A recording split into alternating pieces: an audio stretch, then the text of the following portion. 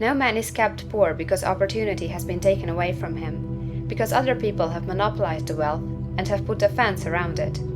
You may be shut off from engaging in business in certain lines, but there are other channels open to you. Probably it would be hard for you to get control of any of the great railroad systems.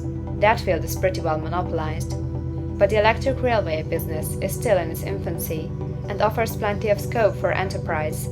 And it will be but a few years until traffic and transportation through the air will become a great industry, and in all its branches will give employment to hundreds of thousands and perhaps to millions of people. Why not turn your attention to the development of aerial transportation, instead of competing with J.J. Hill and others for a chance in the steam railway world? It is quite true that if you are a workman in the employ of the Steel Trust, you have very little chance of becoming the owner of the plant in which you work. But it is also true that if you will commence the act in a certain way, you can soon leave the employ of the Steel Trust. You can buy a farm of from 10 to 40 acres and engage in business as a producer of foodstuffs.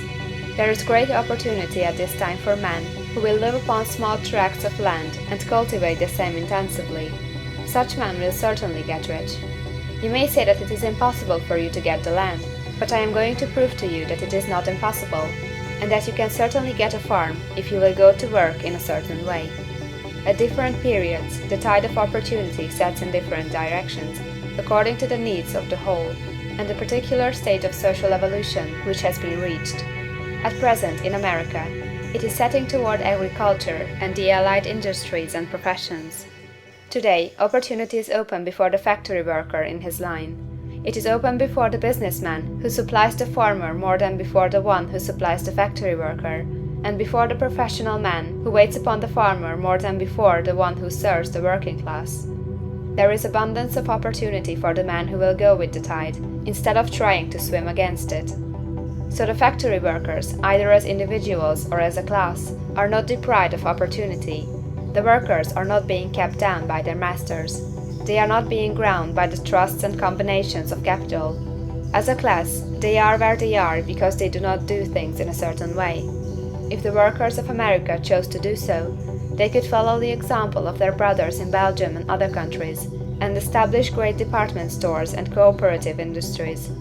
They could elect men of their own class to office, and pass laws favoring the development of such cooperative industries, and in a few years they could take peaceable possession of the industrial field. The working class may become the master class whenever they will begin to do things in a certain way. The law of wealth is the same for them as it is for all others. This they must learn, and they will remain where they are as long as they continue to do as they do.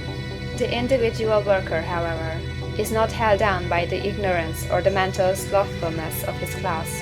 He can follow the tide of opportunity to riches, and this book will tell them how. No one is kept in poverty by a shortness in the supply of riches. There is more than enough for all.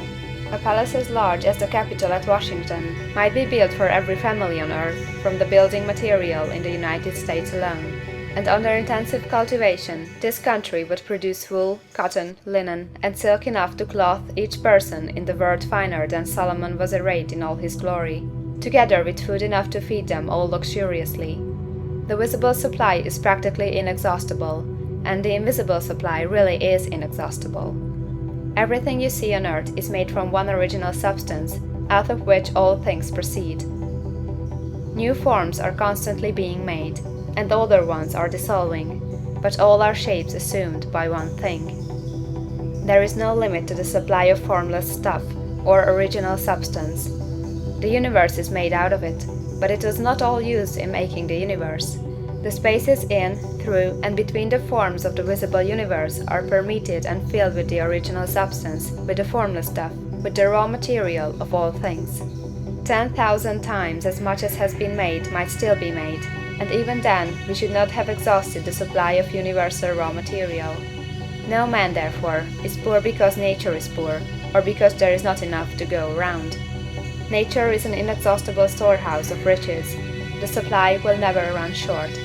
Original substance is alive with creative energy and is constantly producing more forms. When the supply of building material is exhausted, more will be produced. When the soil is exhausted, so that foodstuffs and materials for clothing will no longer grow upon it, it will be renewed, or more soil will be made. When all the gold and silver has been dug from the earth, if man is still in such a stage of social development that he needs gold and silver, more will be produced from the formless. The formless stuff responds to the needs of man, it will not let him be without any good thing. This is true of man collectively. The race as a whole is always abundantly rich, and if individuals are poor, it is because they do not follow the certain way of doing things which makes the individual man rich. The formless stuff is intelligent. It is stuff which thinks. It is alive, and is always impelled toward more life. It is the natural and inherent impulse of life to seek to live more. It is the nature of intelligence to enlarge itself, and of consciousness to seek to extend its boundaries and find fuller expression. The universe of forms has been made by formless living substance, throwing itself into form in order to express itself more fully. The universe is a great living presence, always moving inherently toward more life and fuller functioning. Nature is formed for the advancement of life. Its impelling motive is the increase of life. For this cause, everything which can possibly minister to life is bountifully provided. There can be no lack unless God is to contradict himself and nullify his own works. You are not kept poor by lack in the supply of riches. It is a fact that I shall demonstrate a little farther on, that even the resources of the formless supply are at the command of the man or woman who will act and think in a certain way.